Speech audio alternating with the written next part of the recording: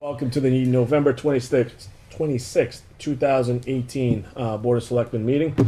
Before we get started, if we could all rise for our invocation and pledge of allegiance, please. Father God, we are your servants, and we are the elected servants of the people. We thank you for the many blessings you have bestowed upon us in our community, and especially this time of year. We see those blessings even more. God, we acknowledge your presence and humbly ask that you would guide our thoughts, actions, and decisions. We ask, as always, for an extra measure of wisdom, discernment, and understanding as we attend to the affairs of our community. And as always, we each pray to you in the fashion that we were taught. Amen. Amen. I pledge allegiance to the flag of the United States of America and to the republic for which it stands, one nation, under God, indivisible, with liberty and justice for all. All right, so first and foremost, for those viewing and for those who are looking for our meeting last week, on behalf of the board, certainly apologize for having to cancel so late last week. We had a couple of illnesses that we could not obviously control. We have both of our members who are on the disabled list back with us tonight, so we're at it. So thank you for your patience. We certainly appreciate it, and again, we apologize for having to cancel so late last week. So first and foremost, we don't have a lot of folks in the audience, but we do have Chief Cudmore. So Chief, if you could come up and have a conversation about Chief's new contract. Good evening.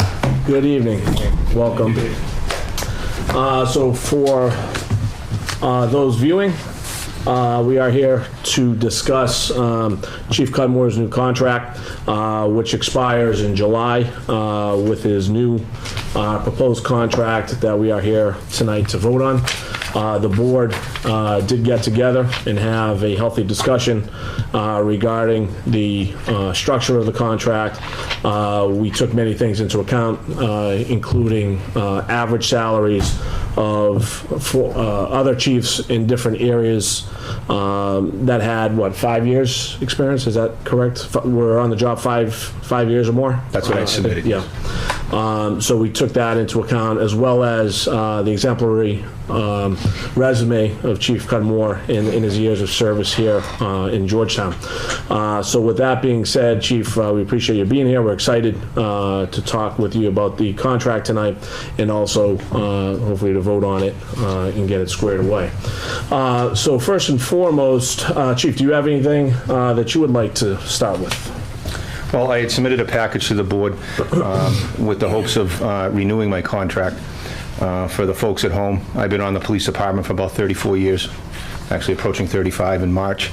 I've been the chief for the last 5.5 years, and I ascended up through the ranks, starting, like you see many of the young officers we bring here as reserves, starting in that capacity back when I was a young man myself. So I've been honored to serve this community.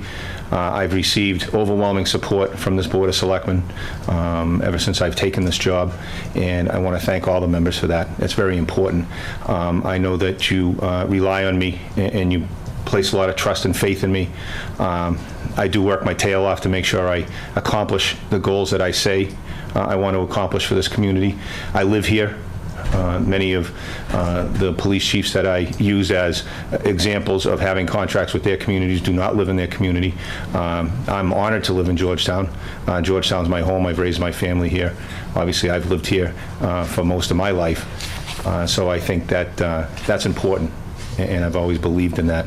So with that, I'm hoping that you'll extend my contract for another 3 years, and I'll continue to serve at the highest level that I'm capable of, but most importantly, give you 110% all the time like I have in the past, moving forward in the future.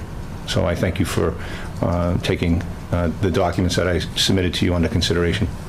Thank you, Chief. Okay, so what I'd like to do is, in terms of getting started, is kind of talk about the points that we talked about in terms of how we structured this, And what I will do then is just field any comments, questions from the board, and then move on to a vote. So what we did is we structured a contract over the next 3 years. Starting fiscal year 2020, going on to 2021, and then 2022. In the year 2020, annual salary will be $145,000. Fiscal year 2021 will be $145,000 plus a 3% increase, which will be $149,350, and then fiscal year 2022 will be $149,350 plus the 3% increase, which will be $153,830. Again, we did come up with these rates based on a median of those numbers that we were given based on the 5 years. But what's also really important to note for the folks that are viewing is that Chief Cudmore does not recognize the sick time buyback. Right, that would accumulate, and therefore, he leaves that on the table. So therefore, at that time, the town does not have to pay him that sick time. So that was held into account here as we came up with a number. So more so given it on the front end than on the back end. So that's how we really came up with those numbers. In addition, we asked Chief Cudmore to provide 1 year of notification if and when he does decide that he might want to retire and move on, in which he has agreed to. So we do have that in the contract that he will provide that 1 year. In addition, I think there was one other thing, Mike. What was the other thing that we put in that was different than the last? Oh, that Chief doesn't have to, he doesn't have to give a schedule or something. Yeah. Something like that. It'll save some What was paper. that? It's Yeah. electronic, so it can be viewed in the station anyways. Printing it every day is just cumbersome. Yep. So, so that was, I believe, the only three, right? Those were the only three things that were different on this contract. So with that being said, now that we've kind of thrown out the numbers, the increases, the time frame, do we have any other comments, questions for Chief Cudmore that we would like to discuss? Oh, Go ahead, Steve. yeah, if I could. Yeah, I just want to thank you, Chief. Since I've been on the board for the last 2.5 years, I mean, I consider you a leader of the town. I mean, not only do you handle safety issues, but in terms of any school issues that occur, you're always there. Anything that's happening in town hall that you can lend a hand on, you've always done that. So I think that it's about time that we get you up to the average of these other towns. I personally would like to see a higher amount, but budgetary constraints, we can't. But I hope that you're pleased with this, and I hope that you know that, at least from my perspective, that we value you as an important employee in town, and we will look forward to the next 3 years of your contract. So. Well, I appreciate that, and I am honored for the offer that the town has provided me in what you just described. And I keep my contract simple for a reason. The template of executive level positions within communities are extremely wordy and cumbersome, and I felt that's a pretty light contract in wording. I've signed up and agreed to do a good job. I'm compensated for that. On the sick time buyback, I've never agreed with it. I feel the sick time that's afforded to me for the community, not that I call in sick for any amount of time, but I have been ill in my 34 years, and to have the availability of sick time very similar to an insurance policy, to me is just a blessing unto itself. So there's no need to pay me walking out the door another tens of thousands of dollars when I've already had that availability for that time in case I did strike ill, and God willing you don't. So it's just an insurance policy for me, so I'm more than willing to forego that. I believe it's important so the community knows what happens if I do decide it's time to retire. I'm not retiring yet. I still have kids in college, so I'm not going anywhere yet. I still have work to do, so. But I do appreciate those kind words, and thank you. Sure. And for those who are viewing, Mike, correct me if I'm wrong, I believe that sick time buyback equates to what, about $12,000?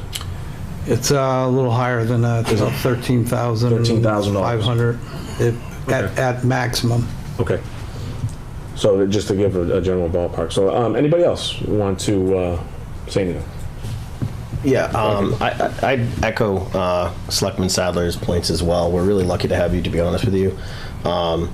What's really telling to me is when I read this contract, it was extremely transparent, I guess you'd say. And I think that's really telling in terms of who the person is and what they're trying to do. You know, the work that you've done with the school, I think, is just phenomenal. I know that from my own experience and from those other parents in town that I've talked to, feel comfortable knowing that you're kind of leading that charge, keeping our kids safe and whatnot.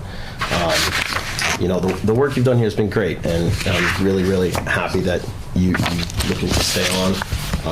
And again, what is really telling to me is that this contract is just very simple. There's no games in here. It's just straightforward. I want to do my job, and I want to be paid fairly. I agree with Selectman Sadler. I wish we could do even more, but I think you're doing a great job, and I fully support you. Well, thank you. I'm happy with it. Anybody else? Oh, I'd just like to give you my thanks. And I think that yours is one of the harder jobs in the community, because it's one of those where you're never going to have 100% of the people that are going to slap you on the back and say, hey, good job, you know, and all this. But for what you do in the sensitive situations that you can find yourself addressing or being in, I think you handle it with good grace, and I'm happy to have you as the chief. Thank you. I agree with the numbers that are in here. I would have approached it in a different manner, but it's, you know, 6 of one, half a dozen the other, because the numbers are still the same. So I'd just like to thank you, and we look forward to another 3 years. I appreciate it, Mr. Dawes. Thank you. Anybody? Good? Yeah. I'm proud of you. I'm proud that you're staying. Thank you, Mr. Fowler. You know, we've, I think, had a good working relationship in the time that I've been on the board, and you know, I've known you a little bit before that, not quite so much, but a little age difference, not a lot. We both grew up in town, and I think it's very commendable that you're still here, having grown up in town. Well, yeah, you grew up in town. I did. And in the force, and that you've gotten to where you are, and this, I know that you've been a great role in getting this department to where it's at. Even when you were under the former chief, you know, I know that your role there was, I don't always have the words, but you took a big part in that, getting the police force to where it's at.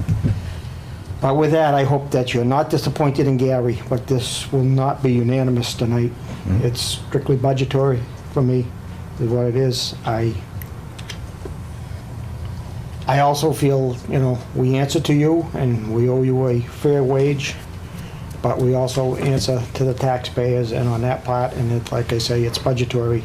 And I wish that if the negotiation policy had been different, we've kind of gone a different way now. I think I could have talked to you and told you this. I didn't want to do it prior to tonight, because I felt like that would have been me stepping out of place. You know, we've had the negotiations the way they work. And so perhaps afterwards we can find time to talk, and I can at least tell you how I feel. And Always why. open for Yeah. conversation. But thank you for the kind I words. don't want to say a lot more than that here, so. But I appreciate the kind Well, words. thank you. Thank you. I am more than, like I say, I'm proud that you're staying on, and that, you know, this board has done what it is, and boards aren't always unanimous. It's, well, thank you, Mr. Chair, now. Sure. So, Chief, you know how I feel. We've worked really well together. I think there's truly no other person that I want to see in this position. You are a true leader of both your department and here in town. I think that your vision into how to protect this town. There's a real reason why this town does not have a lot of crime, and as much as people might say different things, it does come up from a leadership position on down. So I truly say again, you've been exemplary for me. In terms of how you lead your police department, and as the leader, putting these things in place like our school resource officers, really making sure the town comes first. And truly, I want to thank you for all your effort. You're always there in case we need you. And again, there's truly nobody else I would rather see in that spot. So, thank you a million times. Really appreciate all that. your efforts. And I can't stress enough that I appreciate the kind words, and I don't take that type of accolades very well. But my police department, the 34 men and women who work in that building and provide the police protection, yes, I do lead them, but without them, we don't have the police department we have. And then the two other components are the undivided support that the board provides this police department and our residents to have a favorability rating that we as a team and the Board of Selectmen have in the town of Georgetown is just unparalleled. I mean, just read the newspapers. So, it's nice to sit at the top and feel that you've done something to accomplish that, but it's really, truly a team effort. And like Mr. Fowler says, spirited debate and not always agreeing sometimes is why we get where we are. So, we're just going to continue that. But thank you all very much. Truly. So if there is no other comments, do I hear a motion? Mr. Chair, I would move that we accept the new 3-year contract, which, when's that end? 22. 2022, ending 30 June 2022. I move that we accept it as presented.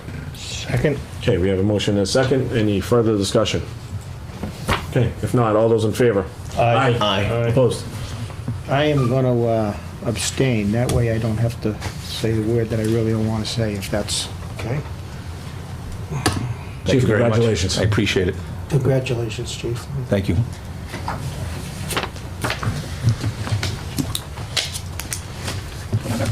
What name am I going by this week?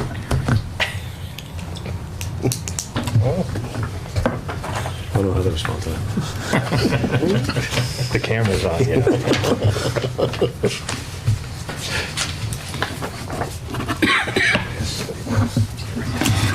Right there, Chief, thanks.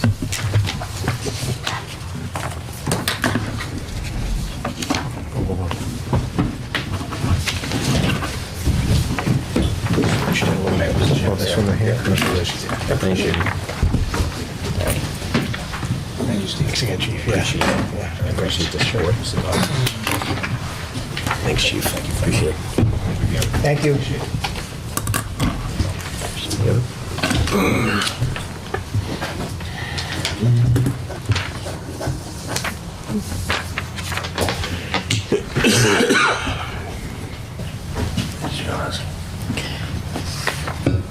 Chief, we don't have any other business on the agenda, do we? I don't think so, No? All right. Sweet. which is a good thing. Yep. All right, so let's just start from the top, I guess, if nobody else. Thank you again. Thank you, Chief. Stay dry out there, Chief. All right, so we did that. Okay. Actually, I'm gonna hold off on the minutes for a second. So, as far as correspondence, we have a letter from the mayor of Tallahassee thanking the light department. So I would like to read that if I may. Seems like our light department is getting a lot of accolades these days, so they're doing a great job. All right, so it's this card. So this is from Mayor Andrew Gillum. And it says, on behalf of the city of Tallahassee, I wanted to take the time to express my earnest gratitude for your utility company's steadfast efforts before, during, and after Hurricane Michael. Our city was able to endure the worst storm it has ever faced because of your partnership. The restoration efforts post-Hurricane Michael would not have been as efficient as they were without your collaboration and organization of highly skilled workers. I am grateful that our community could rely on the individual aid that you provided through such devastating times. Respectfully, Andrew Gilman. We certainly appreciate the letter, and again, some more accolades for our light department. I want to congratulate David Schofield and his team, for providing some assistance when assistance was needed. So thank you, gentlemen and ladies and gentlemen in the light department. Certainly appreciate it. Snow and ice and winter parking ban.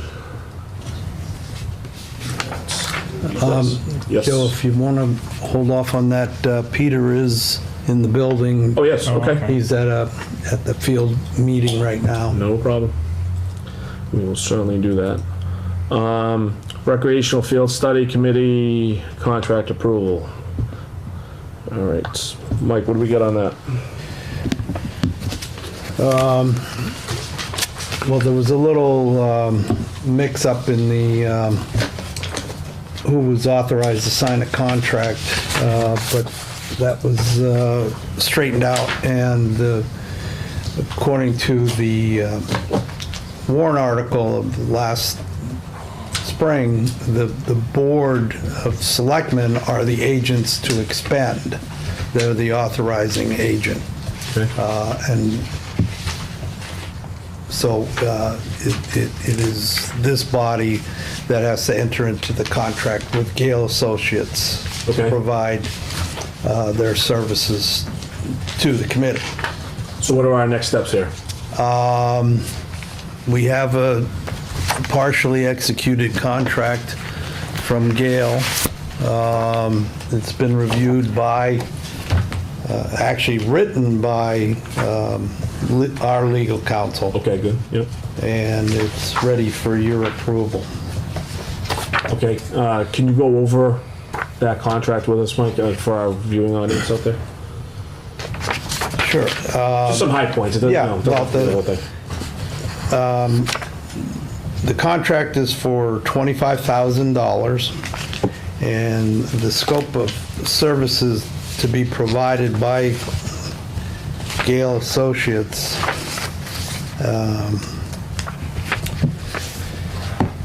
Mike, that 25,000 was already voted on at town meeting, right? Yes. So, okay. That- Just want to make sure those are the funds we're talking about. Yeah, and actually, the money came from the CPC. Yep. Okay. I think it's project description is Phase 1 General Facilities Evaluation. They're actually having the startup meeting as we speak right now Okay. to finalize the project goals, design criteria, and milestone schedule. They will be conducting a site visit of each of there are 4 sites that the committee has identified as in need of a full site evaluation and documentation of existing conditions. Describe what the sites those are. Pardon me? Describe what sites those are. I'm just curious. 4 sites listed above. Yeah. They're the West Street Athletic Field Complex, Georgetown Middle High School, existing upper fields, National Avenue parcel lot 47. That's the they're looking at the entire 27 plus acres of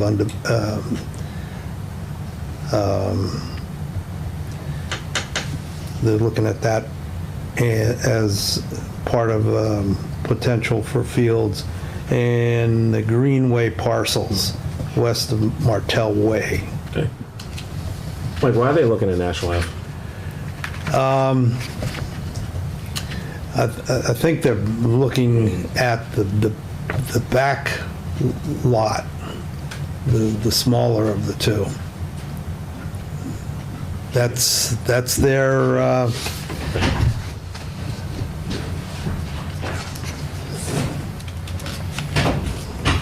that's, All right, I mean, you know, I guess, you know, it's fine, but I mean, we're about to put those lots up on, you know, for bid, so I'm not really Yeah, sure. I got a question on that. So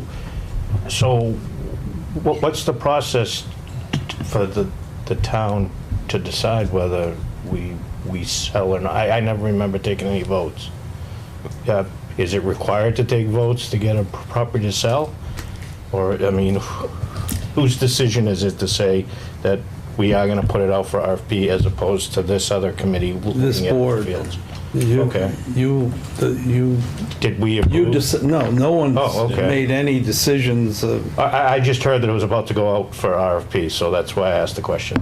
no, this board has not made any decisions. Okay. And if we do go out for RFP after the board decides that, it wouldn't be until January at the earliest. Okay.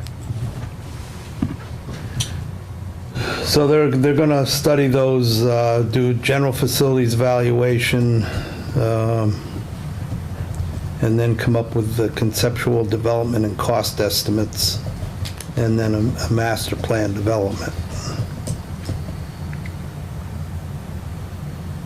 Any questions? Yeah, can I ask you- oh, sorry. Go ahead, who had the question? Gary? Is there a timeline on this?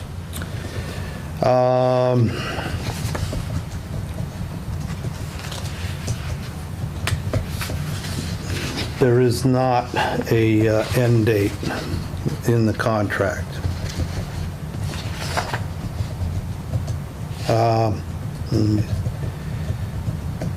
I'm raising a question, Mr. Chair, because if there needs to be a decision made on National Ave, I certainly don't want to be doing something here. You know, there wasn't that many parcels mentioned, and so to spend some time on it, but I mean, this board, I think, needs to come to some type of decision, perhaps whether to move forward with that part of it, I would think. Agreed. Yeah, go Yeah, go ahead, Steve. Yeah, I just had a question in regards to the firm that we're hiring. I recall, I think it was a couple meetings ago, we were talking with Park and Rec, and they indicated that these guys have provided estimates or recommendations on costs that have been substantially lower than what the actual costs are. How comfortable do we feel as a board to hire these guys again if we're not happy with the results that we've gotten on other projects? Well,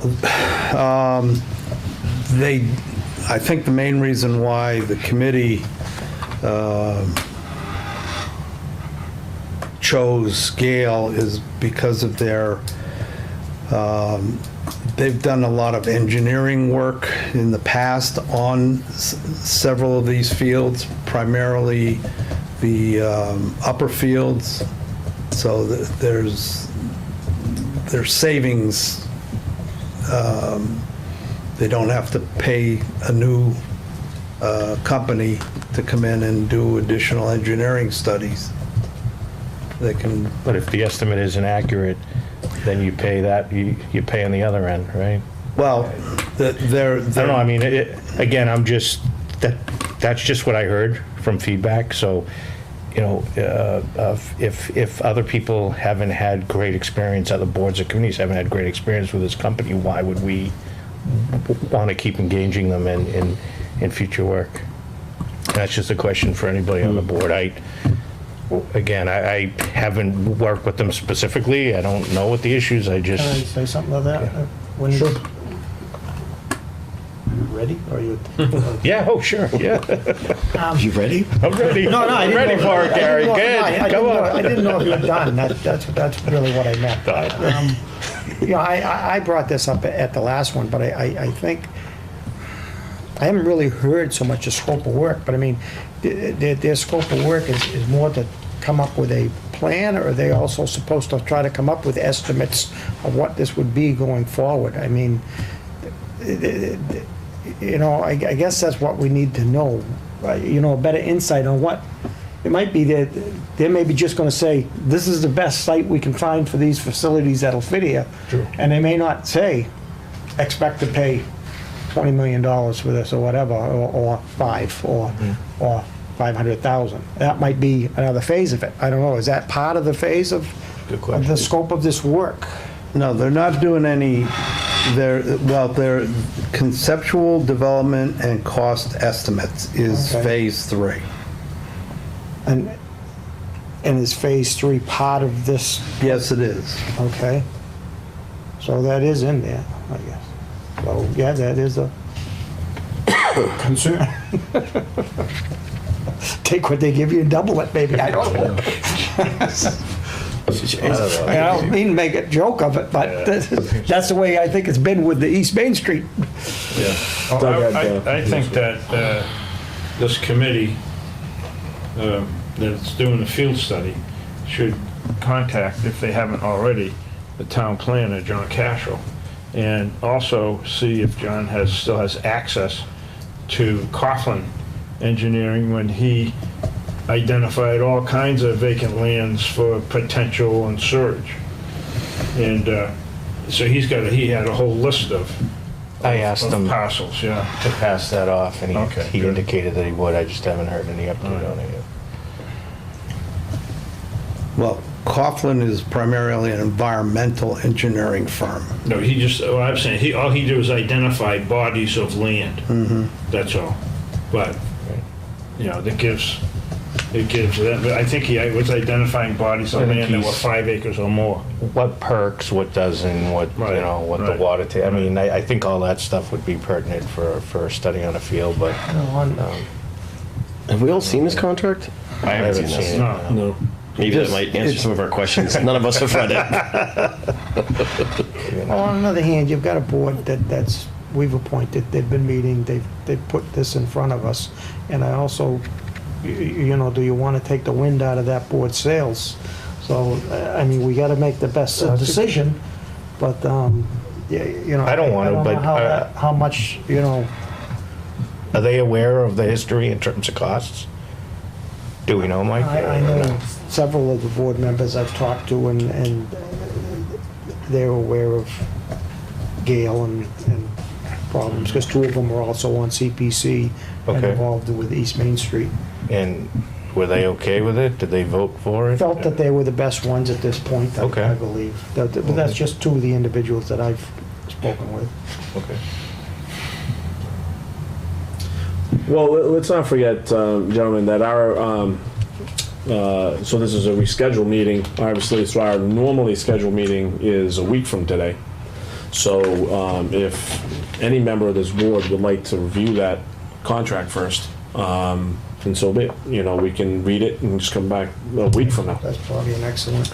Yeah, I think that would be great, and also if we can invite one member from the recreational committee, just to kind of give us their overview and their thoughts on the... Get downstairs and ask them to come up. They're meeting with Gail right now. And to Gary's, Might be a great need for no, right? You'll come up at the same time. Go late. And then to Gary's point, I think it's also important, and I thought that was a really good point, that if we are going to have, you know, National Ave on that, you know, contract, then, you know, we do have to have a conversation first as a board about, you know, our sentiments on that land. I mean, I always thought that was land that we had earmarked, but if we don't, then we have to have that conversation quickly. So maybe if you could, Mike and Jana, put that on the agenda for next week, and we'll have our National Ave discussion. And then maybe at the same time, after we read this contract, we can even vote it at the same time if we decide that we do want to push that National Ave land. One point that might be good to know is, are they looking at one whole facility, or, how much are they perhaps looking at National Ave, They're looking at one facility that might hold this here, something there, or are they thinking, wow, National Ave is great to put the whole kit and caboodle, but even at that, how much acreage do you need? Because I see that intersection as an area that can accept many different things, and by putting something of that sort there, could possibly attract other ventures into that area. So just Yeah.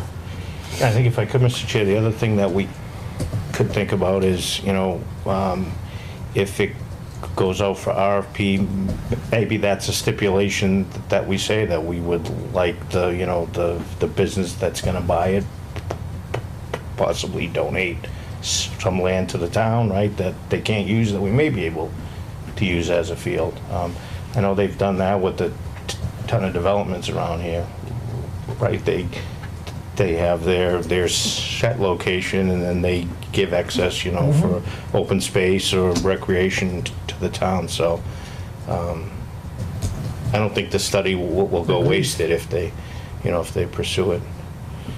But that's just a thought. All right, any other comments on this? Do we want to just push this off until next week and I think so. have a chance at seeing this contract? Mike, can you email this out to the board, please? So that this week we can take a look at it, and Janet, again, if you could put this on the agenda for next week as well. We'll kind of couple that with the National Ave conversation. Okay. All right. So the Parks and Recreation Director is on here. Again, this is just an ongoing conversation. I do have a couple of comments I want to make in terms of updates, but I wanted to see if there's anybody else who had any further comments since our last discussion. No? Well, yes, I do. Go ahead, I think, I haven't seen anybody from Park and Rec, and I think that they need to be in that discussion. They have Park and Rec members, commissioners, or whatever you want to call them, that should be involved in this process, because any director will be reporting to them, and they should be involved in it. Mm-hmm. Okay, anybody else? So what I would like to add, so I actually had a conversation with Superintendent Carol Jacobs.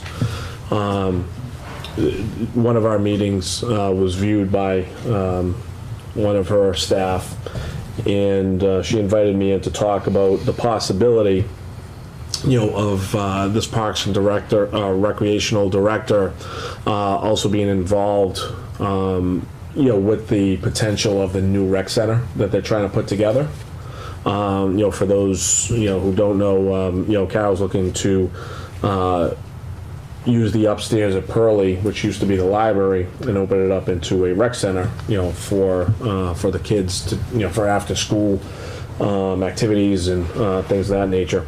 The problem is having someone kind of really be the person to spearhead the program, put different things together, activities for the kids and whatever. And she thought this might be a good opportunity to have this Parks and Rec Director also be that person who ran that rec center over the course of not only the summertime, but also during the winter, fall, spring. So basically have it be year round, and also kind of contribute to whatever the cost is for that person. So it was a healthy discussion. I thought it was a good idea if we went that route. And what I've done is I've invited Carol to our next meeting to have a conversation with the board in terms of how she sees this position kind of helping with the rec center and how we can move forward. So Jen, you have that on the next agenda, correct? Now I do. Okay, thank you. I'm sorry if I didn't, give that already. But yeah, if you could put Carol on that agenda, and actually even send her a reminder email, because this was last week before the holiday, and again, I told her it was going to be important for her to come in and have that discussion with the rest of the board as well. If I could, Mr. Chair, Yes. suggest that we also put an invitation out to Park and Rec. Sure. That, that's happening, so that Yeah. if they so choose. Yep. No, that's a good idea. One member here anyway from Park and Rec, remember, so. Yeah, listen, guys, we're gonna get Parks and Rec involved, before we kind of move forward. I mean, tonight was, as you can see, it's a very small, discussion. I mean, I don't have anything else after this, so think that's I a don't big think they want to discussion. come in every single time, but that's a good discussion. So, Jen and Mike, can you invite that board in so we can have them as part of that conversation as well? All right, moving on. The SQF LLC installation. As we know, we also had a conversation with them already. Mike, you want to take hold of this one? Because I'm not really sure what we're discussing on this. Well, we just put it on the agenda in case the people responded to your questions. It's okay? And we have heard nothing back from them. Hear nothing? Okay.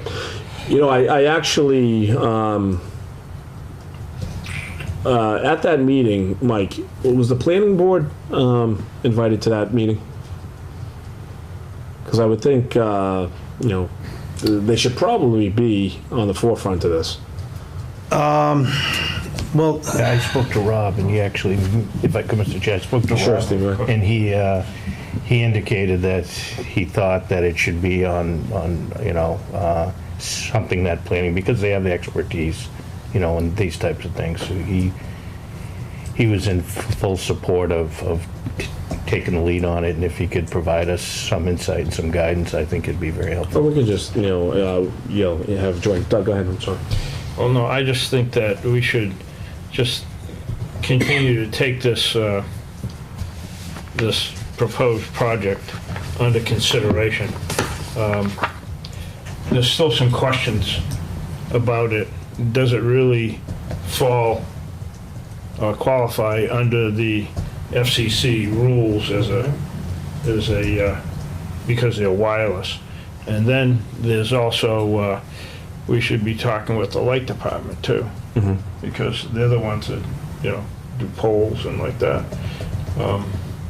I still think, I'm in agreement with Selectman Sadler, put it on a building, right? It gives you your height, and then you still get your 2,000 square, your 2,000 foot radius. But I think we should continue to take this under consideration. There's also a question about whether they've actually filed a bona fide application, and that application allows for 150 days before any decision has to be made. So if they have, then we'd be looking at sometime in March. Okay. So we need to take this under more consideration and do our due diligence on it. Is this something that we should actually have Bob Hoover come in and we should have a conversation at all? With Robin. The Board of Selectmen is the sole authority for the town's right-of-way. There's no permits required from the planning board.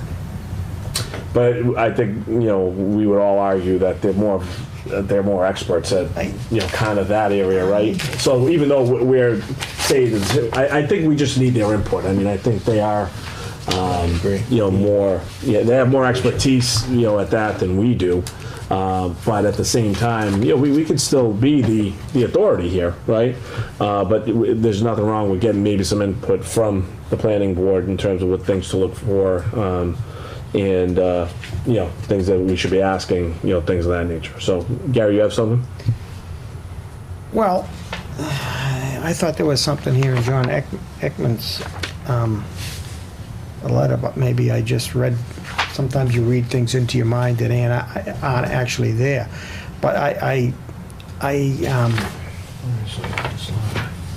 think we need to forward this to the planning board in a letter, asking them to look at this, to look at our town, whether they need to pursue in any way with some type of planning, town bylaw code that affects things of, don't want to say what's in front of us, but affects the future of what we want in our downtown and in our whole town. And that's what I feel the planning board does. So I think that we need to forward this to them, and so that they can at least discuss it, and whether there is any action that they want to take as a board, and perhaps have something ready for this spring's town meeting if some bylaw change or is needed. So I think that's one responsibility we have. I know that the municipal light department had some safety concerns. I think we need to look at that.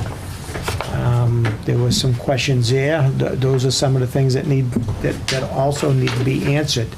And a little bit of the route that Doug was going down, because was about, whether these FCC rules and how they apply to this. But one thing I took note of in reading the minutes of that was that,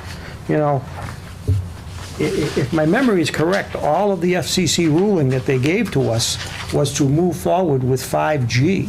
And to get that, and what they're proposing is, at this point, there's only 4G on this tower. And I kind of, took note of that in there. So even with what they're giving us, it still may not mean that we can't say no because of ruling on FCC's ruling on 5G towers of this type when they're only proposing a 4G tower. So I mean, there's also that might, work in our favor to at least slow down this process. We may not be able to make it go away, and actually to get better reception in the area, I think if it falls on this board, I think working with other town boards is a responsibility to try to do going forward. But we want to do it properly, and we don't need it rushed at us, I guess. And I don't think we have to take that avenue, even if it means that this town ends up in legal in front of the courts with these people. I wouldn't be afraid. I don't think it would be a poor decision to go down that route if we as a board feel that this isn't the right fit. And I'll use a term at this time. Yep. It needs to be studied more. Mike, is there one thing that struck me was what was it? It was a minute amount of money, that they would Yes. pay to the town, on a yearly basis. Yeah, we had to, kind of, get, this whole thing in the middle. Is there possibly a spot close by that we could actually be the lessor back to these people, and they would pay us to lease that space from us to put their tower? Because we were discussing other areas, but maybe we can kind of look at that as a possibility. Well, Dave Schofield and I have had a brief conversation about that. That would be more up his alley and the commissioner's alley. Okay. And their specific legal team. But it's not out of the realm of possibility. Because we can also try that angle where it's a win-win. That hey, we have some land, we can lease it back to them. They can put their tower on. They get what they want. We get the benefit of again increased revenue, and everyone wins. Rather than rather than one side winning and we deal with wires and all that kind of stuff. Yeah, they're trying to avoid that at all costs, it seems, because they want to get away from the cell tower model, but they're just going to have a mini cell tower and charge other Although it'll be wood. cell providers, rent. Question if I could, Mr. Chair. So when did we start to care about what the government wants in this? The state of Mass was selling marijuana. It's illegal, according to the government. why are we taking a totally different approach here? The state, I think, the state says we have some authority, right? Is that what we were talking about last time? But we're saying that the FCC is actually going to trump it. So it's, you know, I kind of look at it, you know, that way is let the states decide what they want to do. And if there's a state law like there is for marijuana, you know, go by the state laws. Let's stick with that. I Well, just think the difference is the federal government's not enforcing the drug laws. Right. They seem to be enforcing the cell Well, they're strongly communications suggesting, from what laws. I've been reading, they're strongly suggesting and encouraging, which I think is kind of a, if you read in between the lines, who knows what, you know. If they had a strong hold on it and it was black and white, I think they would say you have to do this. But when you start suggesting it, I think that means that there's probably some pushback that that the towns could give. But I agree with Gary 100%. I think we should send a letter to planning.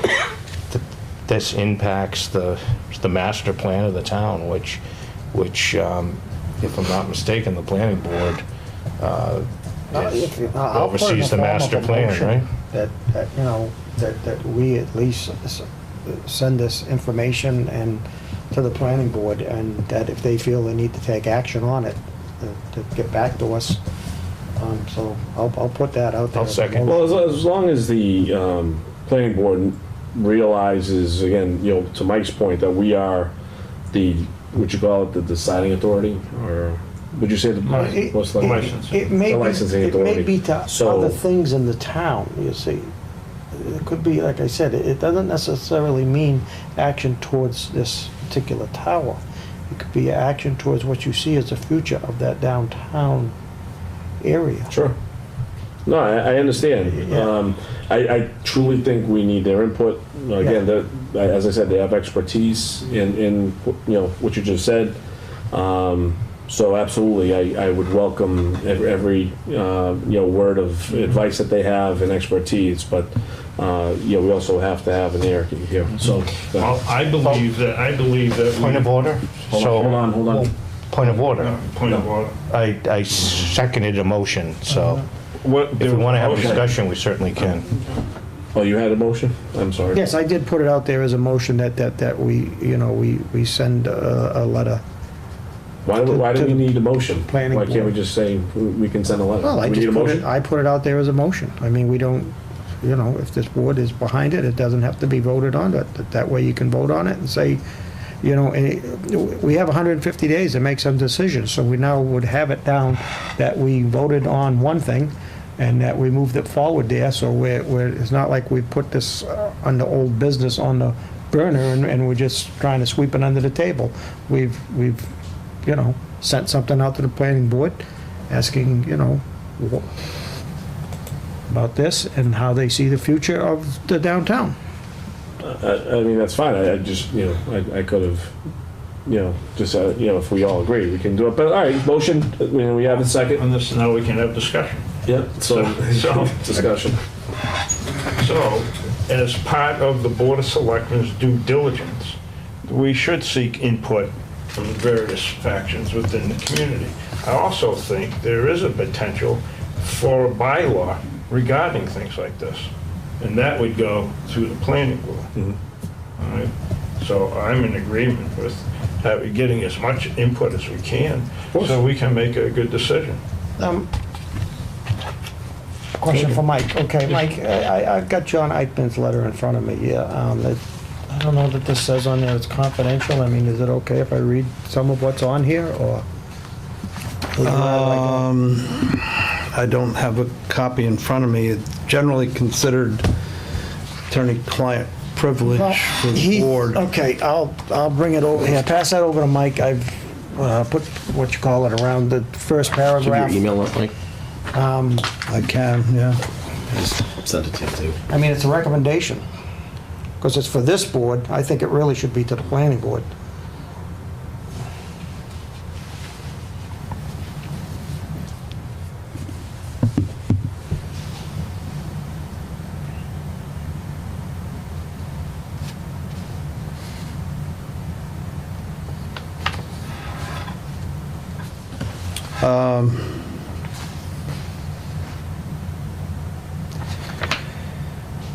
Yeah, so it's really just point one. Yeah, well, he's recommending that that the board consider adopting aesthetic standards governing its installation. So that's just basically saying what, yeah, bylaw.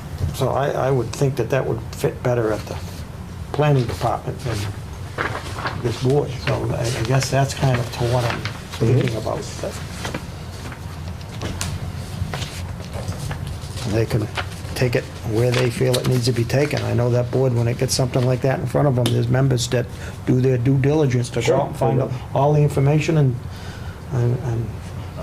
so. Doug, you have more? Still, at the end of it, is the Board of Selectmen has the licensing authority for it, Agreed. you know?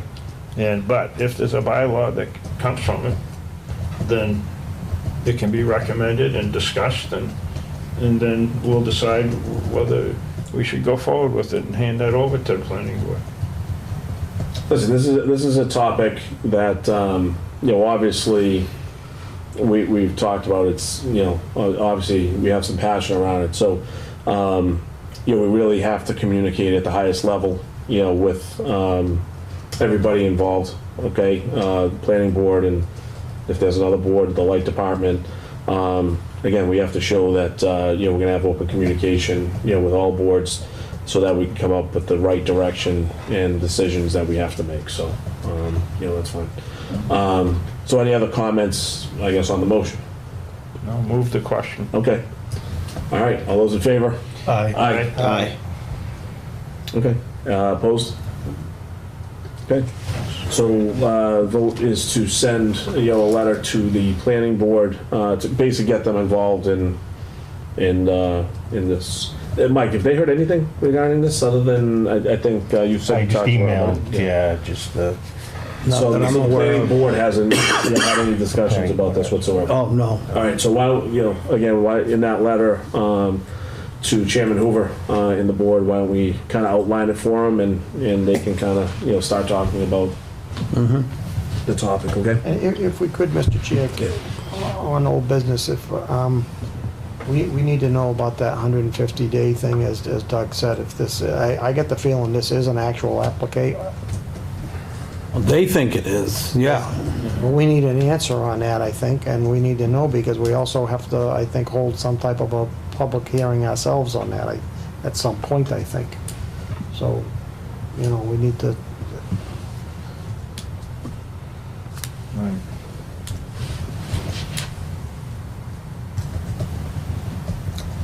I was talking with Attorney Eichman on something else, and I brought that up, and there was some question to whether or not an application has been filed, so we should know whether it has or it hasn't. Because then that fires up that 150-day start well, time. we gave him 3 names to communicate with: Mike, John Cashel, and Dave Schofield. Dave Schofield. So, have you heard anything, Mike? No. Okay. We might find out if the other 2 have, I think. Well, I think if Attorney Ekman had heard anything, he would have communicated back, Yeah, he to Mike, so. certainly would have. So I doubt he's heard anything, and, I don't think they want to speak much with Dave. And I know that They've tried that. but they had been speaking with the town planner, I believe. Pardon me? I think they have been speaking with the town planner. I don't know since the meeting, but prior to that, I mean, he was aware of it. Yeah, back around the beginning of the summer. I think that's where they started, yeah, I think they contacted them, but then the planning board, John sent it to the, perhaps. Board to of Selectmen. to the Board of Selectmen. Okay. Yeah. All right, any other comments? All right. So moving on, Town Administrator's Report. Mike, I know you want to talk about the financial policy. Excuse me. Yes. I'd like to get some kind of discussion and/or review of these with the objective of adopting something soon. I'd say at least prior to town meeting, because we're going to have to go out to bond again this summer, and it's been proven that with a good set of financial policies, the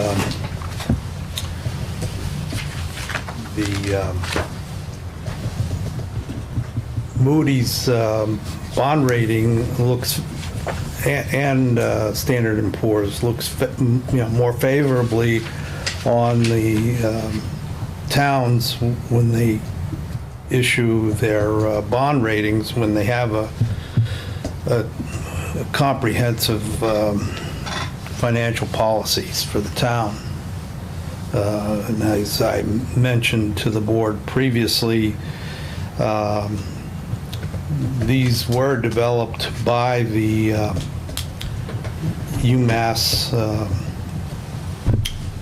The Collins Center? Collins Center as part of a community compact grant for the town of Topsfield.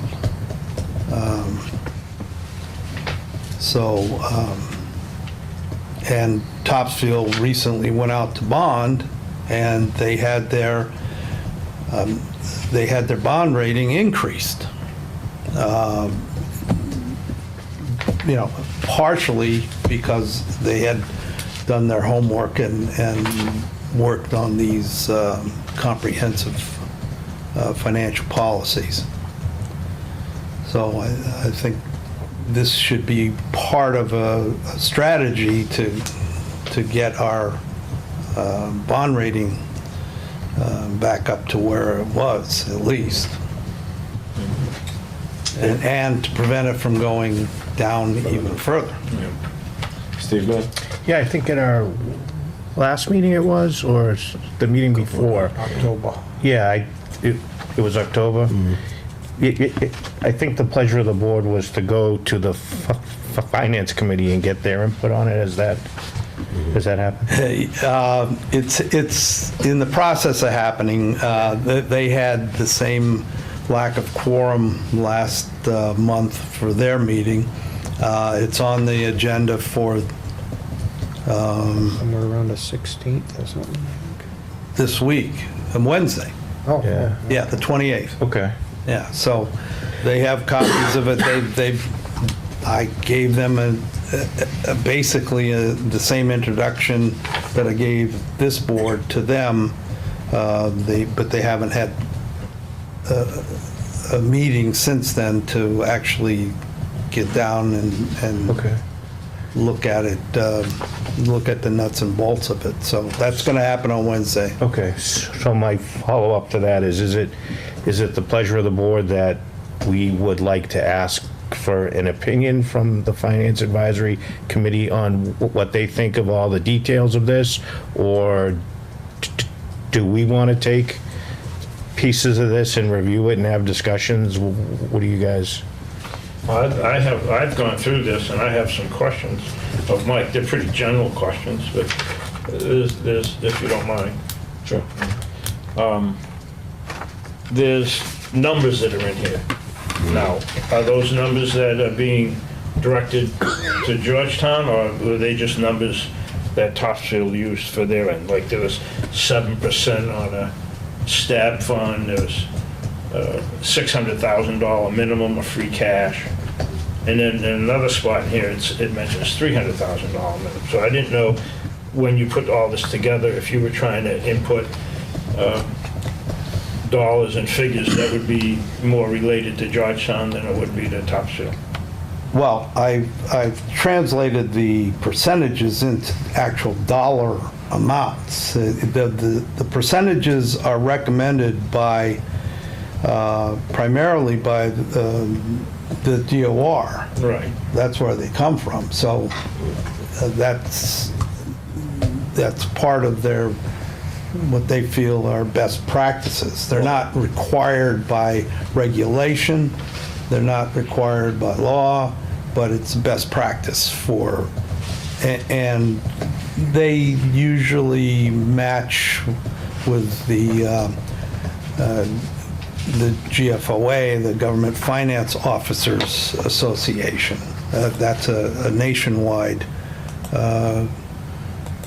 group, similar to the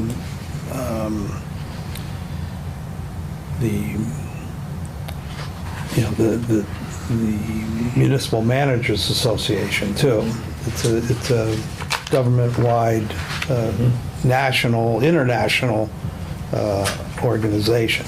So when they talk about 3 to 5% of the annual budget for free cash, for us, based on a $30 million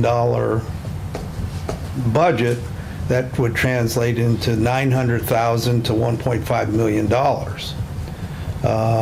As a minimum? No, that's, well, they don't say a minimum. They give a range for a town with a $30 million budget to be at the best practice level. Right, they give you 900,000 to $1.5 million. That's what it comes to. Yeah. So I don't, have we ever had $1 million in free cash? Free cash? Yeah. No. No, not that I'm aware of. Well, that's what I'm saying. Are these numbers that are in here, I thought you were talking, are they realistic for that sounds Georgetown? more like what you're talking about, the stabilization fund, not, Well, that's a whole nother section. yeah. Well, So that was my question, guys, was more just in terms of the process, like, do we want to hash it out here at this table and go what we're doing? Or do we want to Going go to down the finance? avenue, I think he's Yeah, I'm asking just Mike some of the curious. questions where Yeah. I was gonna ask. How, I pulled out the packet that we got in October and I highlighted Okay. it. And it was like, sort of, how much has Mike tweaked this from Boxton? Gotcha. And does it need more? And I think it's worth, I definitely think it's worth going down the road and looking at adopting something of this sort. I think the majority of this, other than the financial questions and maybe a couple of wordings, I think it's great. A great document. Now, I did have a question. It's like, should the electric department enterprise fund be in there? no, No, that's totally separate? yeah. Okay. On that, the second page that I just handed out, we did have almost $1.3 million dollars in 2013. At the beginning of the year. Yeah, Look at the end. Either why. I don't remember a figure that, that was that the year of the override or something and it somehow ended up? no, that was the year 1.1 million increase. where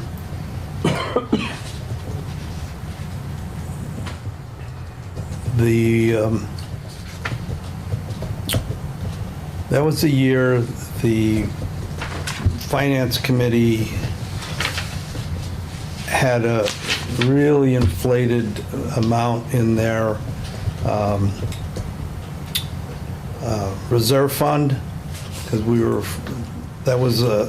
looking at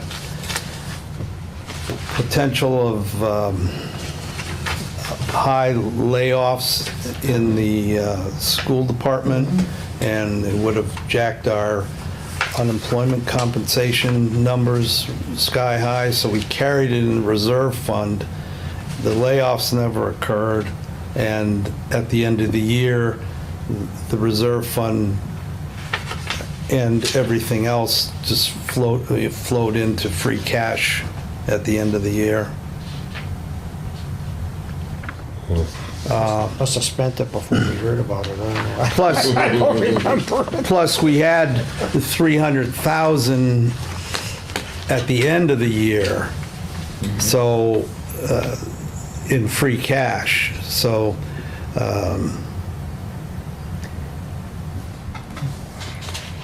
but if we had 700,000 or near 600,000 or 800,000, and we started with 300,000, it's easy to get to 1 million.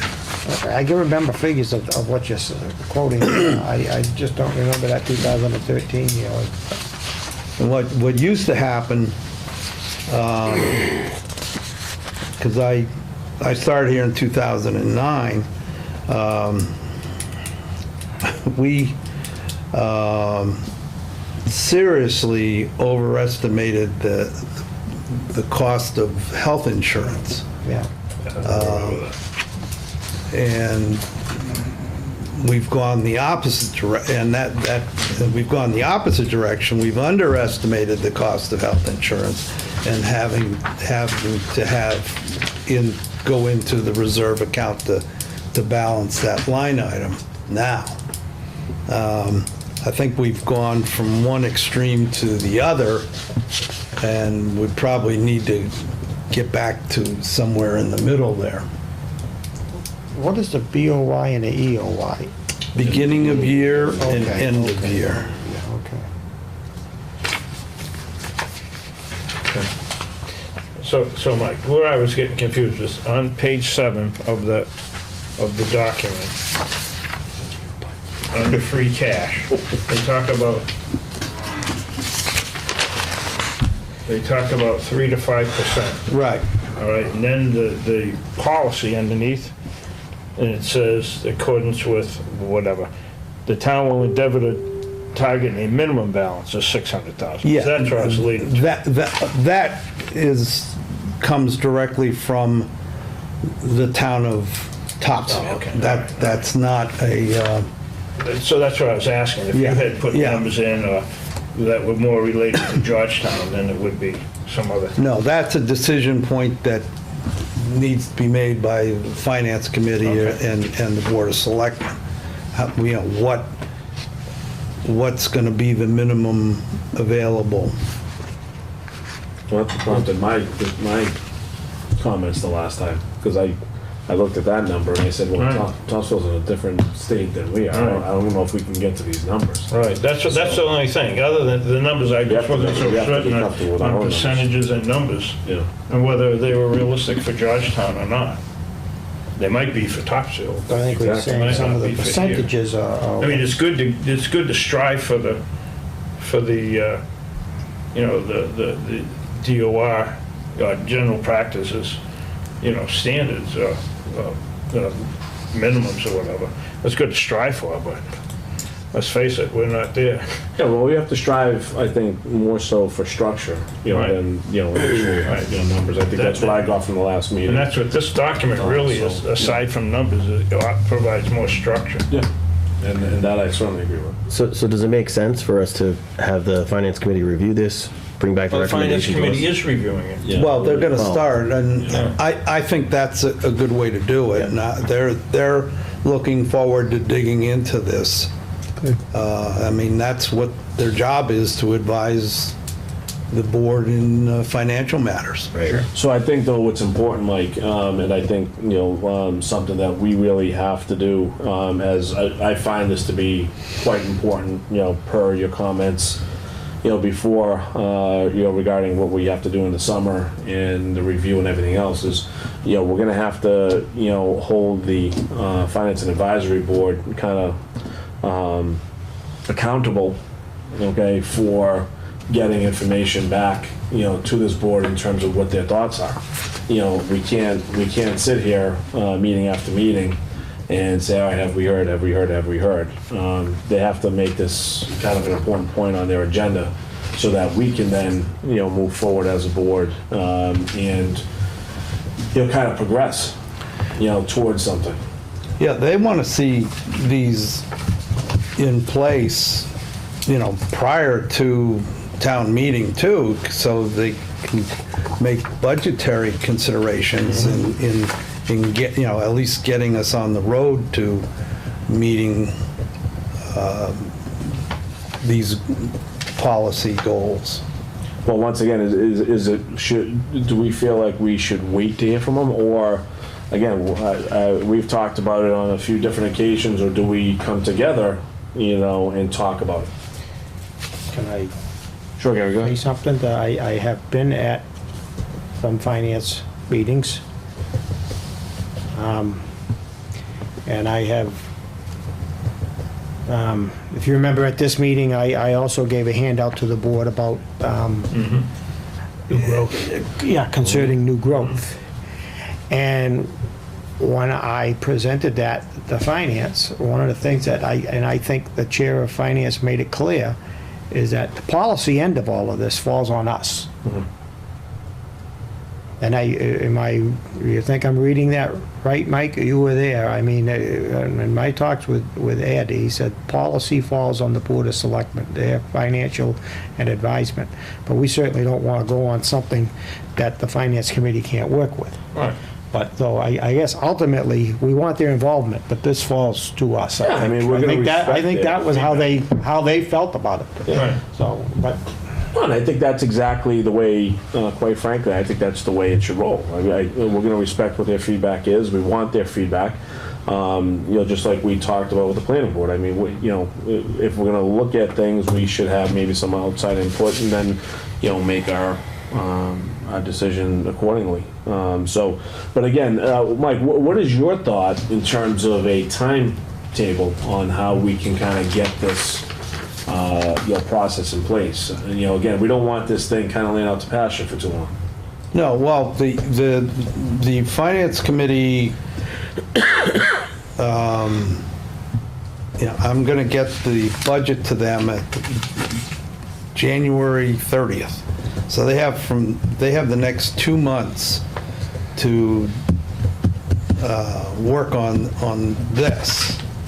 Once they get the budget from, February, March, it's all budget. They're not going to have time to work on policy issues. So if they can get this wrapped over the next 2 months and then kick it back to you, the board, you could have the last couple months of the winter before town meeting. Well, listen, they meet to adopt Wednesday, it, yeah. right? What, as a board, what would we like to ask of them, when they meet on Wednesday? Can you relay that, to them that, hey, we're gonna be here, can you have some feedback for us, by your next month? Yeah, yeah. Your meeting, I mean, in January? unfortunately, we missed a month, or they would have already been working on it. Yeah. Because after tomorrow, when's their next meeting after Wednesday? They usually meet, well, they'll have a January, they'll have at least one meeting in December, yeah. and then one in mid-January. They usually meet the second Wednesday of the month. And they'll probably have 2 meetings. I don't know. They haven't even finalized their budget schedule yet. Yeah. They have a draft. They usually follow the same one annually. Yeah. So what does the board feel, what kind of date should we provide? I mean, should we say, can you give us some feedback by that December date? Or should we Or wait by till the middle of January. That's what I'm saying, so do we want to do I think December? the middle of January. Okay, all right, do we agree? I think Mike's got it. I mean, he's a go-between. He's at their meetings and our meetings, and this is what might come together with, and I think a lot of this as much of it probably falls on you to tweak these numbers and that. Yeah. And get them back to us. But we're asking Just to keep them aware of it. But we're asking them too about, again, we're talking about structure, and I want to hear what their opinion is about the structure, and are there any things that they want to add, anything that they don't, feel should be in there? That's more of what I'm looking at, not so much, numbers. So if you can let them know that, if they can give us that feedback by January, then we can kind of pick up the ball from there and as a board, discuss it.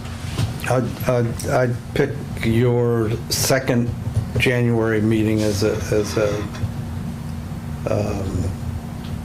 deadline, Okay. timeline. Yeah, I mean, and just, let Ed and his board know, listen, we're really trying to get this in place, and, we're gonna need some time on this end to kind of digest this and kind of figure out, how we're going to move forward. So, with that being said, we value their, input, and we'd like it, and, if it can be by that time, then fantastic. Okay, is that agreed on? Yes. All right, any other comments? Nothing? All right. All right, moving on, holiday hours, Mike? Yeah, you have they have that schedule, right, Yeah. in your packet?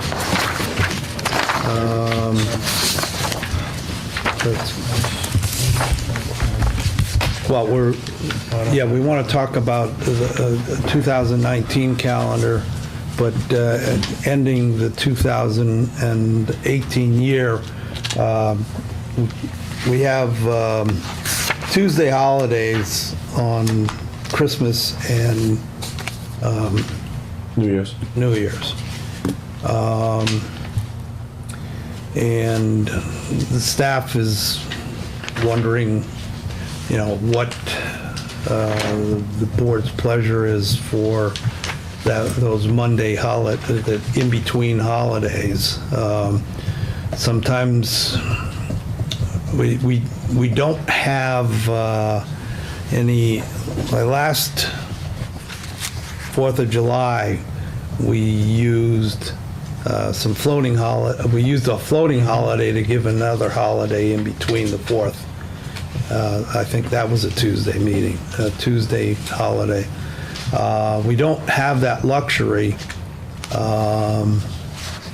this time around. We don't have any floating holidays now until next Thanksgiving and possibly Veterans Day. So that's a different fiscal year too, so we don't have any leeway. So for Christmas Eve and New Year's Eve day, would the board consider granting a holiday or a half holiday or something, just Well, let's go around. So we're looking at the 24th and the 31st of December in Yeah. terms of providing some, we'll call it, off time, for our employees to enjoy with their families. So why don't we go around the table and get some thought? Gary, you want to start? My thought is, what is it now that you have? You have a half a day? Is that what you were saying? And no, it's scheduled for a full work the day. 24th and the 25th. On Christmas Eve, yeah. Yeah, Or Christmas Eve is a scheduled, you don't have a half a day scheduled or anything? no, just that. Used to have a half You day. don't have a makeup day is what you're saying? Yeah. It took me some while to dig out the calendar. So you'll be here on Wednesday and Thursday, planning on being back for that, the 26th and the 27th, and then the 2nd and the 3rd. And you've got the 25th off. We have the 25th and the 1st off, yeah. Yeah. Wow. Well, we're probably gonna be, so nobody's got days left, and we're not gonna have to worry about people taking floating days or anything, is what you're saying. Well, no, people, the other problem is whether you make it a holiday for everyone or a half holiday for everyone, other people are going to be taking regular holiday pay and will be short-staffed at the very best. Or a lot of offices because they're one and two person offices, I- won't be open. I've been put out there first. I want to have a big heart, but I could say, how about a half a day on the 24th and the 31st? But if the board so chooses to Okay, have no, a bigger that- heart. no, that's good. I mean, That's that's, good. you know. Kip, what do you think? Or, Yeah, no, go ahead. actually, Doug, go ahead. I know you had some. I remember being in the corporate world and facing these situations, and they usually let us go around lunchtime. And that's where I would be. What we're really looking at is that town hall's closed on Friday, then there's Saturday and Sunday, and then you have a holiday Tuesday, and then you get Monday. That's like 5 days off in a row. I just think that, I mean, the way it was handled when I was in the corporate world, we just had a half a day that day, unless we took vacation time for it. And I'd be more inclined to the half a day. Half a day. All right, Kip. You know, my experience with this, you know, for instance, for myself, our office closes at 3 o'clock. If anyone wants to take extra time, they use their, On what day? on both days. Both days, okay. Office closes at 3 o'clock. If you want to take it off, then you use your own earned time. Okay. Steve? I mean, I would say it should just be at the discretion of the managers. So if, you know, if you don't have anybody coming into town hall and everything's all done, then you just go home. Yeah, and if people have, you know, if they want to take the day off, then if floaters are out, then I think you use one of your vacation days or your holidays. I mean, that's not to say though that I wouldn't be open to having a half day, but I think to Doug's point, the 2 Fridays before, you're already getting those off, so it's like a 2-week vacation in December, right? For everybody, yeah. So. So I certainly agree with the 31st in terms of having a half day, but so coming from, you know, someone who, you know, celebrates Christmas Eve starting pretty early, it's a pretty sacred holiday in my house. You know, I just don't see enough happening, guys, on Christmas Eve. At town hall in terms of business, so I know what everyone's saying regarding that. I think it's different in the corporate world because maybe there are a lot more things going on. My attitude about it is I would be absolutely okay giving the 24th full day off so that families can be together for Christmas Eve. Again, it's a pretty sacred holiday for me, as well as Christmas. Whereas 31st, you know, New Year's Eve, whatever. I mean, New Year's Eve is I don't see that as a big deal. As a matter of fact, I wouldn't even mind if we just said no, you got to work the 31st. That's not a big deal for me. But I think, you know, for me, my opinion is Christmas Eve should be off. You know, so anyway, Garen. To that, I see your point, and I want to say, because Janet and Mike probably can talk to this more, but many times I think the end of the calendar year is perhaps a busy time here. If there's those people that have to come in to renew licenses and things, and they're late, and so it might be best as to what you're saying, yeah, that if you gave them the 24th, a whole day, they're back on the 26th and the 27th, and perhaps the 31st to finish up year-end business that might need, because there might be people that are gonna wait, and you know, you can't just say, oh, we were supposed to be open, but the Board of Selectmen let us close. So I think I'll go with what you're saying. Yeah, I mean, Take the a whole 31st day on the is- 24th, and you get that nice long weekend. You don't have to come back in for half a day, but please be to work on the 31st, because I mean, and maybe we mix in some of what Steve said. I mean, maybe on the 31st, maybe we give it to the discretion of the managers where we say it's a full day. All right, if we give you the 24th off, let's make the 31st a full day. But to your managers, if the, you know, the workload is completed, then it's to their discretion that they can let folks go for the New Year's Eve. Well, I mean, I would modify what I said. If somebody wants the 24th off, let them use their vacation time and work a full day on the 31st. The 24th, what if they don't have vacation time? Oh, then they gotta work. Well, I think that's where we're getting at. I guess we're trying to, A question. yeah. If we agree, in the past, would the 24th now basically be, we're giving you a paid day off? Is that how it's looked at? I mean, how do you run the payroll on this? Yeah, it would be a paid day off.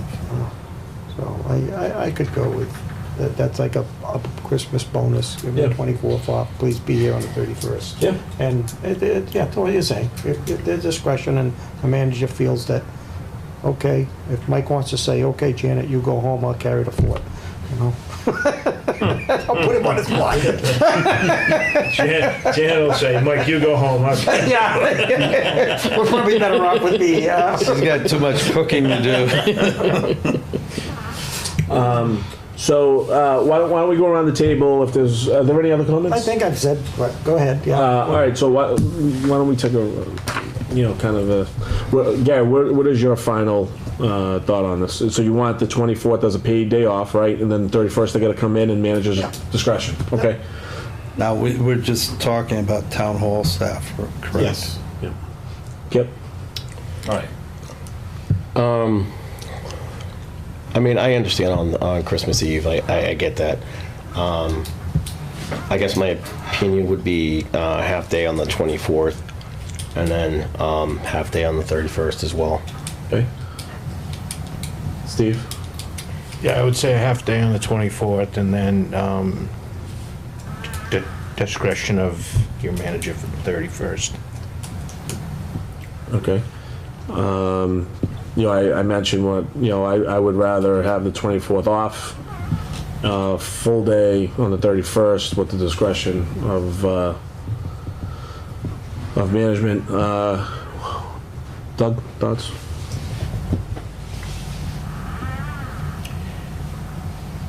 Well, I still look at it as a half a day and a half a day, but I'd be amenable to having Christmas Eve off and you work a whole day on the 31st. With the discretion of the management, or that they have to be? It's going to be at the discretion of the manager anyhow.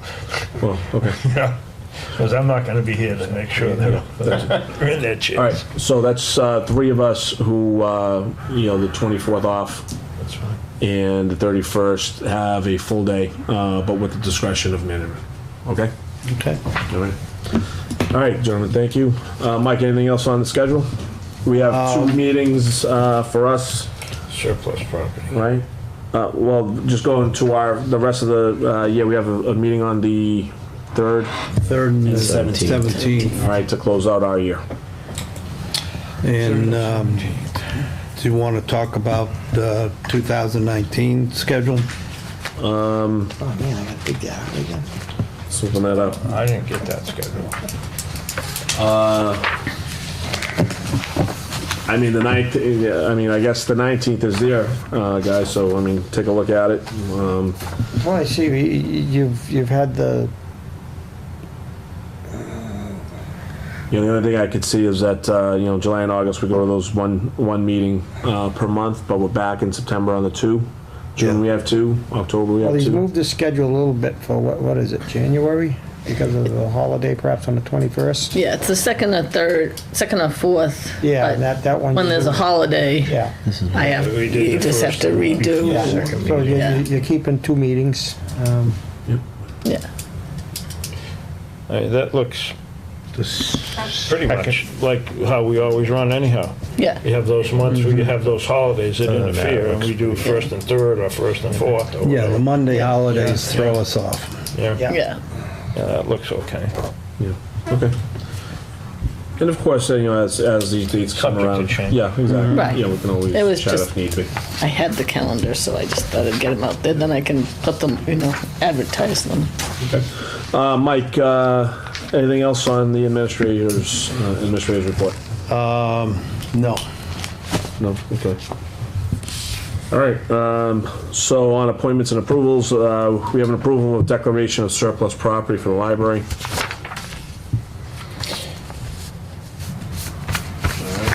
So I move that we approve the declaration of surplus personal property from the Georgetown Peabody Library.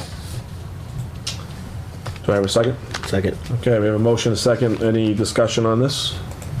Okay, if not, all those in favor? Aye. Right. Opposed? Judge, you ready to change? Sir.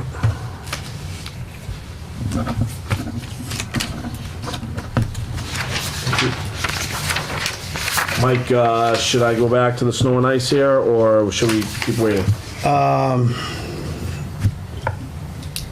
And we still have the minutes, so I can do the minutes Yeah, first. do the minutes. right. I don't know if Peter's going to make it. So let's go to the top, approval of executive session minutes for November 5th.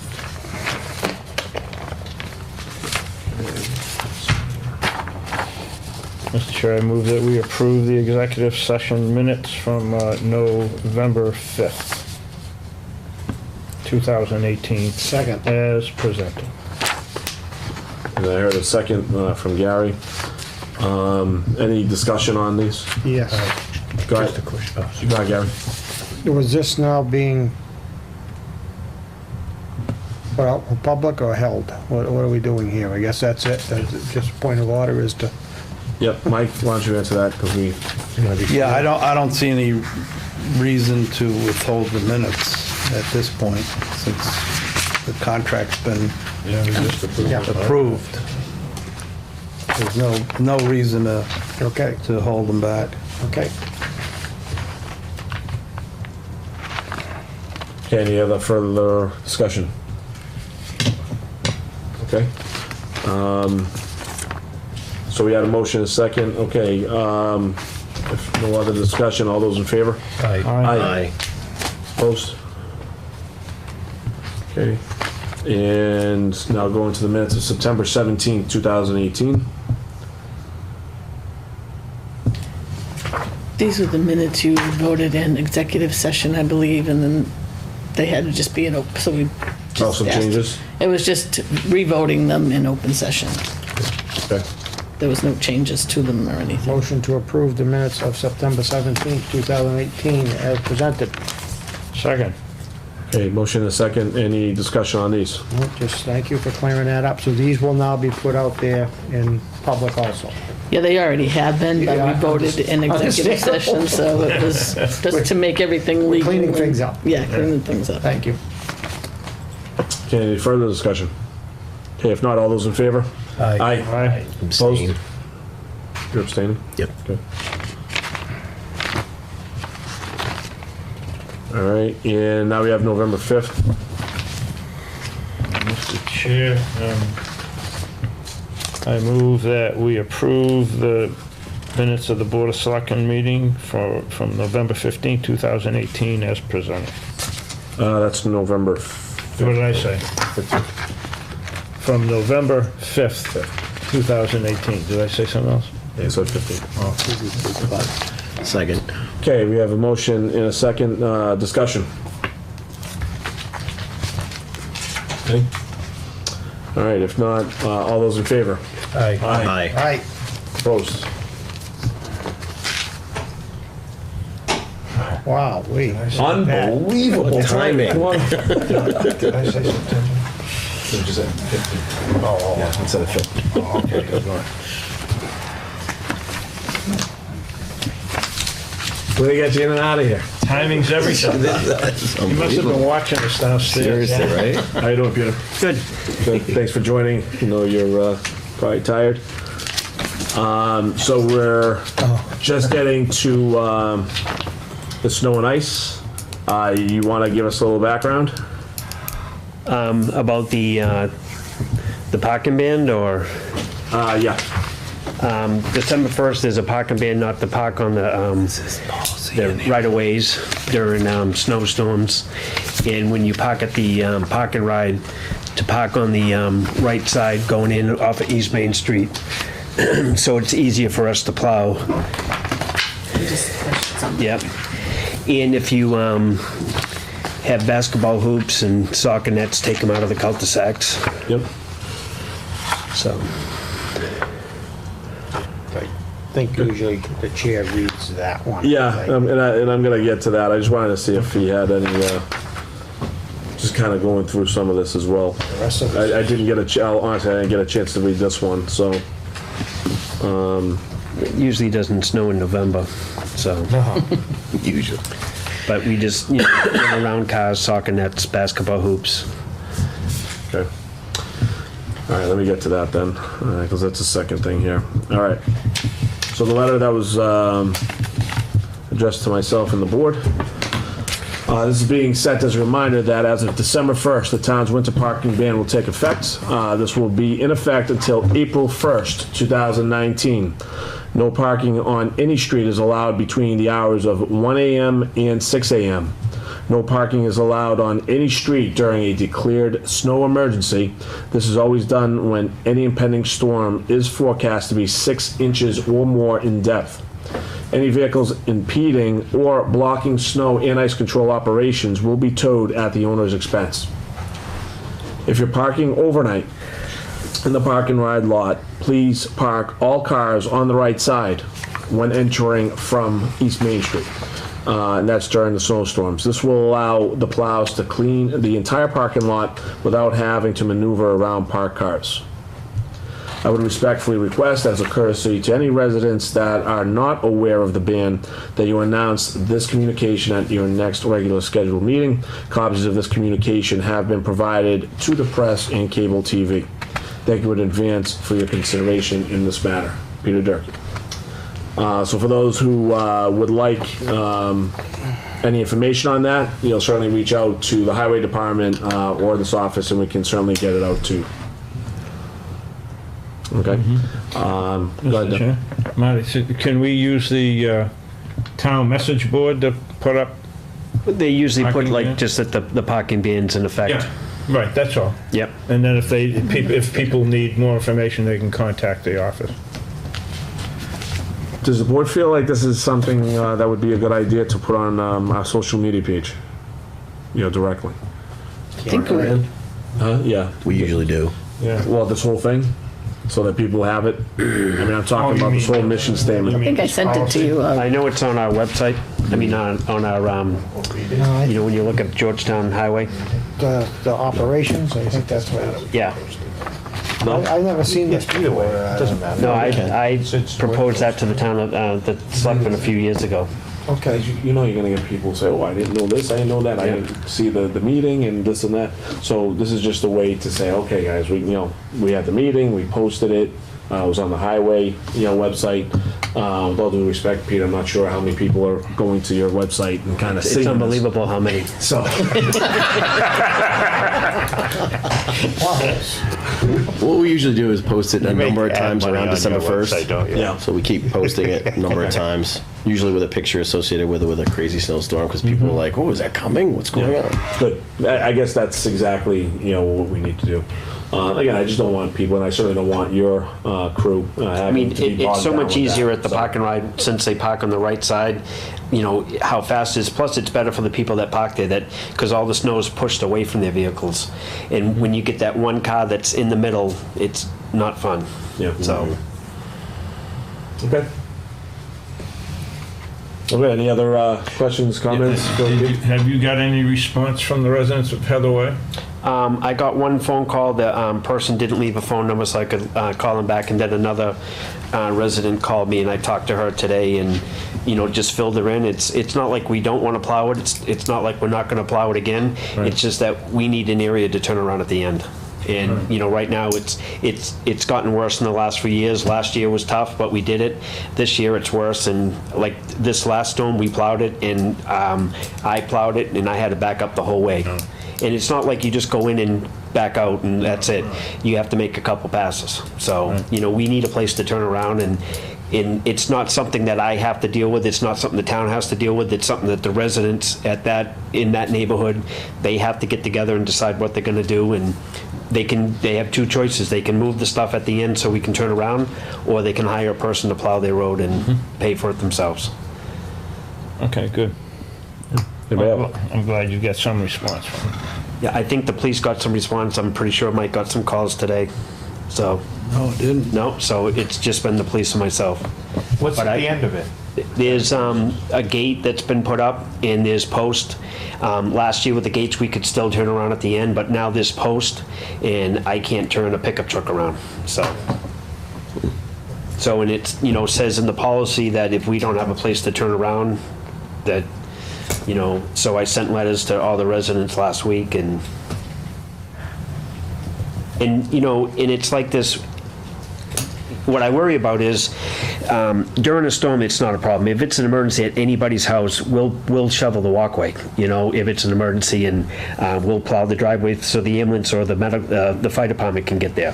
That's not an issue. The issue is if they don't plow the storm after a storm, and then there's a medical call and they can't get there, well, we don't have people on duty 24/7, so it needs to be plowed out, and it needs to be plowed, during the storm or after the storm, and then, because, after we're done, we're usually going home to sleep, and if there's a fire call, we're not sending somebody to go plow that area unless they say, hey, we can't get here, and then they call us, and it's time consuming to get there, so. I have one person that lives in town that can get there in 10 or 15 minutes, to get the truck and to go. He might have to put a load on, so who knows. But it's during the storm, it's not an issue because we're out, and everybody knows. They hear the radio, they start going to that location if there's a call there, so. And it doesn't matter, we'll do a person's driveway, and we have in the past, so.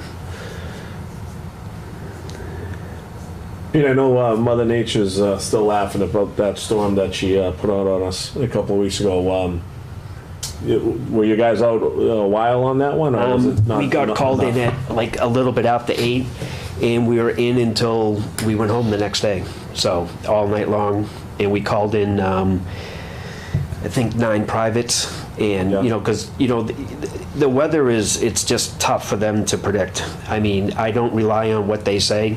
I rely on, they say it's going to snow or it's going to rain, and then people ask me how much snow we're going to get. I don't know because the weathermen don't know. And we're ready for it. We're ready for any storm. We could get 4 feet and we're ready for it. I think the prediction was one station was 1 to 3. It was 3 to 5. So I figure, okay, we're going to get snow. We're going to go out. And then at 3 inches, we stop plowing until it stops. So. Okay. Like we might want to increase that snow and ice. That initial storm out, and we kind of took that into effect in November. I mean, it usually doesn't snow until January. I know. So. Hopefully that's not indicative of the Yep. whole winter. So. All right. Anybody else? All right. That was All easy. set. Thank you. Thank you. Have a good night. Yeah, I appreciate it. All right. So I think that's it in terms of our agenda. Does anybody else have anything more they would like to add? I got 2 things if I could. Sure. So first thing, and I had a conversation today with Mike. So the Moulton Ave property, I forget the name of the trust that owns it, the one that's contaminated, whether it's brownfield or not. I forget the name of the company. Do you know the name of the company that's responsible for it? It's a trust. TLA Every or once in a something while, like they that. have it out. No, I don't know the name of Okay. that. The But in owner. any event, so, a resident had indicated, I wasn't aware of the issues down there, but a resident had indicated that there was a company there. It's under the Mass Department, I think, of Environmental Protection, probably EPA as well, and they're doing studies. Mavis is, That's the engineering company that does the study. oh, That's okay. doing the study, Yeah, yeah. they do the clean, sorry. No, that's okay. So, Mike, I wasn't aware of the issues, so I went online to kind of get, educated on what's going on there, and it looks like that the test results that they just did this past summer, the contaminants, whatever they are extremely high, I guess, and they've been doing this remediation, I think, for quite a few years. So I believe that they're trying to start a new solution. But the concerning part, I guess, for me was twofold, was people on that road. I don't know if it was Heather Road or not. I think it's the road we were just talking about. Yeah. There's about 2 or 3 homes there that actually they had to come in and they had to do some remediation for the vapor intrusion that was occurring in the homes. And the other big thing is that there's a plume, I guess, that's slowly making its way to the pond, to Rock Pond. But my question is when does the town get involved, if any, in terms of the impact it's having on the community, on people in homes in the community, and the fact that it's traveling at this point? I can understand that, the property that those people owned, it's there. If they're containing it and they're cleaning it up, that's one thing. But now, it's progressing through town. Is that something that we need to address at some point? Or? Well, I'll talk with the health department tomorrow morning when they're in. They get the reports. The selectmen get a report. Yes. Yeah. But it's the Board of Health is kind of the monitoring agency for the town. Okay. Because I don't know if it's a court order, a federal or a state order for the site. It's probably a federal order. I think it's federal. And that's why I said the town has very little involvement in it. Gotcha. Okay. But I'll make sure I find out exactly who's responsible. Sure. All right, And great. follow that up. Those reports, last I knew, they were still down there in the folders, I think. But I read them reports when they came this year, and I sort of got a different point of view with you. I thought that the way the reports was reading, that the site was actually getting clean. Really? That's the impression I got from reading the report. Yeah. But, if they're required to send us reports, maybe we can request they come in front of us. Yeah. That's a good point. Again, just protecting the resources of the town, right? I mean, if it's heading towards Rock Pond. Well, you don't want it to dump in the Rock Pond. Right, exactly. Well, it's, But, okay. And then the other thing, so I heard, I didn't know this, Mr. Chair, I heard that you and Jeff and Maria's doing Yeah. a tree. Yep. I became aware of that.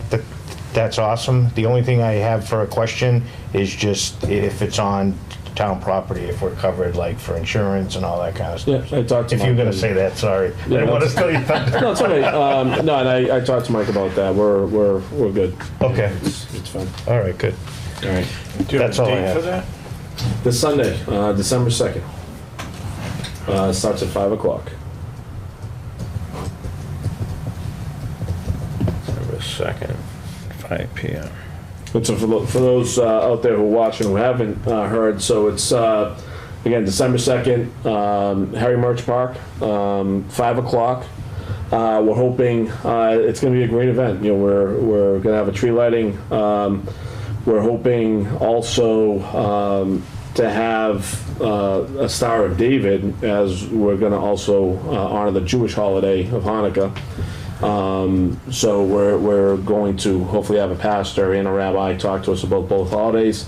Like the Star of David, as that day actually starts their holiday, and for us that are celebrating Christmas, we'll have the Christmas tree lighting as well.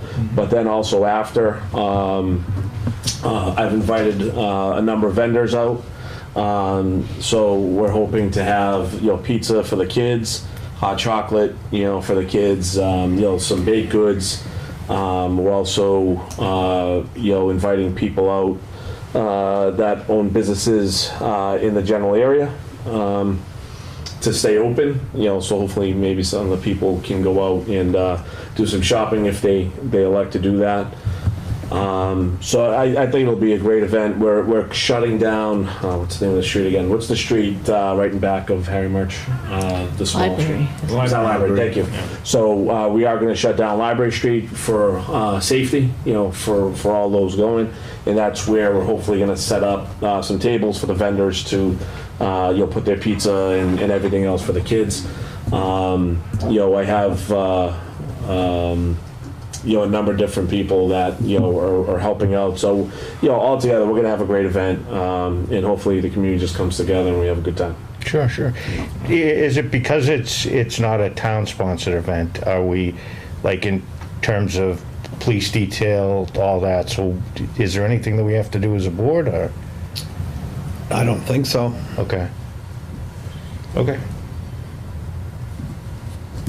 So hopefully everyone can join.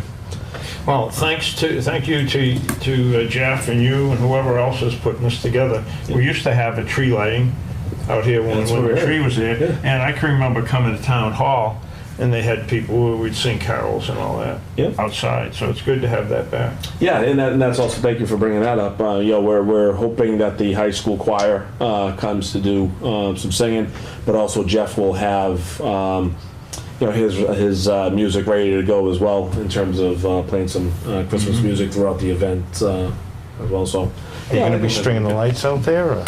we have the lights going on. Yeah, we're actually not only the Christmas tree, but we're hoping maybe to light up some of the other trees around. Yeah. So it kind of illuminates the whole area. Electric companies working with you on that? Oh, they are. David's been fantastic in terms of helping out. As a matter of fact, he was really giddy about it. When I introduced it to him, he said, "Yeah, no problem. I love this tradition." And then we'll get the lights on for you, and it's all coming together nicely. Even though it was short notice, we'll have a good event. Sure. So. And parking ride. Yeah, I'm working that out with Chief Cudmore, and that's there's more to come with that. We're just, for example, I even talked to Dana today over at Georgetown Building Supply. He's offered his parking lot. We'll have the high school, we'll have the park and ride. So there should be some ample parking for everybody, that wants to come. Quite frankly, when we posted it on Facebook, we got a number of different people really excited about it, but for the amount of likes that we got, we're expecting a good amount of people. So, we're excited about it. Okay. Yeah. I would just ask that people would be respectful of the veterans monuments at the other end of the park, and there's plenty of space there for everybody to have a good time. Yep. And I will be stating such, when I kind of stop talking. So, all right. Anybody else have anything to add? No. If not, we have a motion to adjourn. To adjourn. So moved. Second. Second. Okay. All those in favor? Aye. Aye. Aye. Good night, Georgetown. Oh my God.